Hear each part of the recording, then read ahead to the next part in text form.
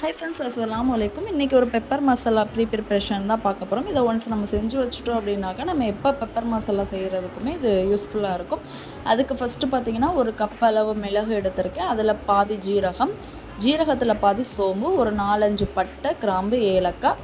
அதுக்கப்புறம் பார்த்திங்கன்னா சோம்பு எடுத்துருக்கிற அளவே கொத்தமல்லி எடுத்துக்கோங்க. ஒரு 10 வரமிளகாய் எடுத்துகிட்டு இப்போ இதை நல்லா வறுத்துக்க போகிறோம். வறுக்கிறது பார்த்திங்கன்னா லோ ஃப்ளேமில் வச்சுட்டு ஒரு ஹீட் ஏறுற அளவுக்கு தான் வறுக்கணும்.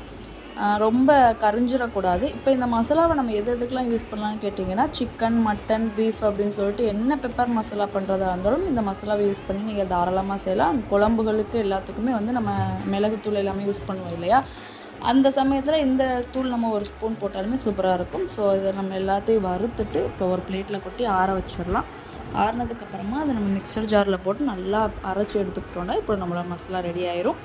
இதை நம்ம எல்லாத்துக்குமே யூஸ் பண்ணலாம். டேஸ்ட்டுமே சூப்பராக இருக்கும். தேங்க்ஸ் ஃபார் வாட்சிங்.